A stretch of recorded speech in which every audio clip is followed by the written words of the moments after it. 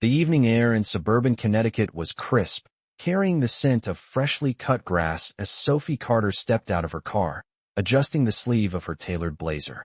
She had just come from a board meeting, still carrying the intensity of corporate negotiations in her posture. Tonight, however, was not about business. It was about family. Or at least, that's what Daniel had said. Just dinner with Mom. He'd reassured her earlier. She's excited to finally spend time with you. Sophie wasn't convinced. As she approached the front porch of Evelyn Carter's home, she noticed how pristine everything looked. The white fence, the polished brass doorknob, even the flower arrangements were perfectly symmetrical. It felt less like a home and more like a museum curated by someone who feared disorder. Daniel opened the door before she could knock. "You made it," he said with a relieved smile, quickly kissing her cheek. "Mom's inside." Sophie stepped in, her heels clicking softly against the hardwood floor. The house smelled faintly of lavender and something baking, perhaps apple pie. It was warm, inviting, but also strangely tense. Then she saw her. Evelyn Carter stood by the dining table, posture straight, hands clasped neatly in front of her. Her silver hair was styled flawlessly, and her eyes, sharp, observant, immediately locked onto Sophie. "So," Evelyn said, her tone polite but measured. "You're finally here. Not welcome. Not nice to meet you. Just that." Sophie offered a controlled smile. "It's nice to see you again, Evelyn." A subtle pause. Evelyn's eyebrow lifted ever so slightly. "Most people call me Mom once they marry into the family." Daniel shifted uncomfortably. "Mom." But Sophie spoke first. "I prefer to build that kind of relationship naturally." The air tightened instantly. Dinner began with careful politeness. Plates were passed. Compliments were exchanged, but each one felt like it carried an invisible weight. "The chicken is interesting," Sophie said, trying to be kind.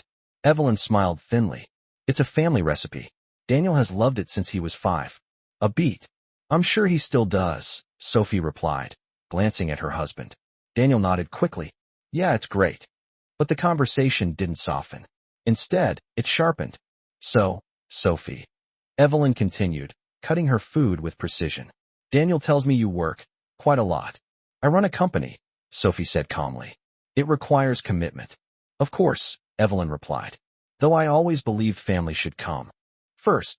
Sophie's grip tightened slightly on her fork. "And I believe a woman can succeed in both." Evelyn leaned back slightly, studying her. "That depends on what one is willing to sacrifice." Silence fell over the table. Daniel cleared his throat. "So, Mom, did you see the new park downtown?" But neither woman responded. Because in that moment, something unspoken had already been decided. This wasn't just dinner. It was the beginning of a quiet war. The next morning, Sophie woke up not because she had to, but because Evelyn's house was too quiet. The kind of quiet that made every small movement feel loud, every thought echo a little too clearly. Sophie sat up in the guest bedroom, staring at the neatly folded blanket at the foot of the bed. Even the pillows looked untouched, as if they had been arranged more for display than comfort. For a moment, she felt relief. Work made sense. Work had structure. Work didn't judge her for how she spoke, how she dressed, or what she chose to prioritize. Family Sophie slipped out of bed, changed into a simple blouse and slacks, and Evelyn of course she stood be. "You wake Sophie, no sop t Evelyn ter Sophie a small, or p sof, I apt sop, it's e. Yes the wa, but they lb, when Dan Sophie, I see Evelyn, add that Daniel, mornin' H for a bb." Daniel moved through this space with ease, laughing, relaxed, familiar. She, on the other hand, felt like a guest trying not to break anything. "Hey," Daniel said, chewing. "I was thinking we could all go to the farmer's market today. Mom loves it." Evelyn smiled. "It's a tradition." Daniel turned to Sophie. "You'll like it. It's slower. Nice change from your usual pace." Sophie forced a small smile. "Sure," she said. "Why not?" But inside, something stirred. Because she was beginning to realize. This wasn't just about differences. It was about expectations she had never agreed to, and rules no one had ever explained. The farmer's market was everything Daniel had promised. Bright, lively, and full of warmth. Rows of fresh produce stretched across the open square, with vendors calling out cheerful greetings and the scent of baked bread drifting through the crisp morning air. Families strolled leisurely, children laughing, couples holding hands. It was the kind of place that made life feel simple. Evelyn walked ahead confidently, greeting vendors by name. "Good morning, Harold," she said with a warm smile. "Your apples look wonderful today." Harold beamed. "Picked them fresh this morning, Evelyn." "Like always." Sophie watched quietly as Evelyn moved from stall to stall, effortlessly blending into this world. She wasn't just familiar here, she belonged. Daniel nudged Sophie gently. "See? Not so bad, right?" Sophie nodded. "It's nice." But even as she said it, she felt out of place. Her heels weren't made for uneven pavement. Her tailored outfit stood out among the casual crowd. And the way people greeted Evelyn, with genuine affection, reminded her of something she didn't have. "Roots. Try this," Evelyn said, handing her a small slice of homemade jam on a cracker. Sophie hesitated before taking it. "Thank you." She tasted it. It was good. Really good. Evelyn watched her closely. "Well, it's delicious," Sophie admitted. Evelyn smiled, not proudly, but knowingly. Simple things, done right, often are. There it was again. Not an insult, but not entirely kind, either. As they continued walking, they stopped at a flower stand. Evelyn began selecting a bouquet, carefully choosing each stem. "Your home could use something like this," Evelyn said casually. Sophie blinked. "My home?" "Yes," Evelyn replied. "It feels a bit cold." The word landed harder than expected. Sophie straightened slightly. "I prefer a modern aesthetic." Evelyn placed another flower into the arrangement. "Modern doesn't have to mean impersonal." Daniel stepped in quickly. "Hey, Soph just has a different style, Mom." "I'm aware," Evelyn said calmly. But her tone suggested more than acceptance. It suggested judgment. Sophie crossed her arms slightly. "And I respect that you have your own preferences too." Evelyn finally looked at her directly. "Do you?" she asked. A pause. Because the question wasn't simple. It wasn't about flowers. It was about everything. "I'm trying to," Sophie said. Evelyn tilted her head slightly, as if studying her. "Trying is a beginning," she said. "But it's not always enough." Daniel let out a quiet breath. "Okay, how about we grab some coffee?" They moved toward a small cafe stand at the edge of the market. For a few minutes, things seemed lighter again. They ordered drinks, found a small table, and sat down. But the silence returned. Not loud, not explosive, just present. Then Evelyn spoke. "Daniel used to come here every Saturday," she said. Softly. "Even when he was busy. Even when he had other options." Sophie glanced at Daniel. He shifted slightly in his seat. "Mom," Evelyn continued, her voice still calm. "He always understood what mattered." And there it was. Not said directly, but clear enough. Sophie set her coffee down. "Are you suggesting that I don't?" Evelyn met her gaze without hesitation. "I'm suggesting that priorities reveal themselves over time." Daniel looked between them, tension rising. "Okay, I think we're..." But Sophie didn't stop. "My priorities built the life your son enjoys today." Silence. Heavy this time. Evelyn's expression didn't change, but her eyes sharpened. "And yet," she said quietly, "some things cannot be built with ambition alone." That was the moment. The exact moment. When politeness stopped being enough. And the quiet war became something neither of them could ignore anymore. The drive back from the farmer's market was quiet. Not the peaceful kind of quiet, but the kind that pressed against your chest, making every breath feel heavier than it should. Daniel kept both hands on the wheel, his eyes fixed on the road.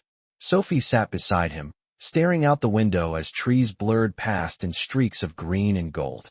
In the back seat, the bouquet of flowers Evelyn had insisted on buying rested carefully, perfect, untouched. No one spoke. Not until they reached the house. "I'll bring these inside," Daniel said quickly, grabbing the flowers as if they might somehow fix what had just happened. Sophie stepped out of the car, taking a slow breath of fresh air. She needed space. But space didn't come easily in this house. Evelyn was already inside, setting the table for lunch as if nothing had happened. "Wash your hands," she said calmly as they entered. "Food will be ready in 10 minutes. Sophie blinked. No acknowledgement. No tension. No apology. Just routine. Daniel leaned closer to Sophie, lowering his voice. "She didn't mean it like that." Sophie turned to him, her expression controlled, but firm. "Then how did she mean it, Daniel?" He hesitated. And that hesitation said everything. "I just think," he began, choosing his words carefully, "you two see things differently." Sophie let out a small, incredulous laugh. That's one way to put it. Lunch passed with the same careful politeness as the night before. But now, the cracks were visible. Every glance carried weight. Every pause meant something. So, Sophie, Evelyn said, placing a dish on the table. How long will you be staying? The question sounded simple. But it wasn't. Sophie looked up. We haven't decided yet. Evelyn nodded. Of course. Your work must be very demanding. There it was again. Not criticism, but not support either. I manage my time, Sophie replied. So, and what exactly do? Why? Daniel's fork paused mid. Evelyn didn't look away. Mom. Daniel tried, but Evelyn spoke calmly, almost gently. Moments that don't come back. Silence. Sophie leaned. I don't. Evelyn tilted her the Sophie. I know her voice, but sop. I need she outs 2m, so she he fro no. She cud they all read he l she's.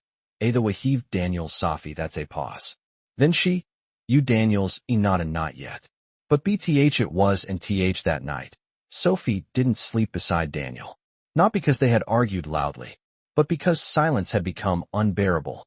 She sat in the guest room, laptop open, pretending to work. Emails blurred together, numbers lost meaning. Her mind kept replaying Evelyn's words. Moments that don't come back. A soft knock interrupted her thoughts. Daniel stepped in. Can we talk? Sophie didn't look up immediately. We are talking. No, we're avoiding things. That got her attention. She closed the laptop slowly. Okay, then say it. Daniel hesitated, then sat across from her. I think you're being a little hard on my mom. Sophie blinked, stunned. A little hard, she repeated. She's from a different generation, Daniel continued.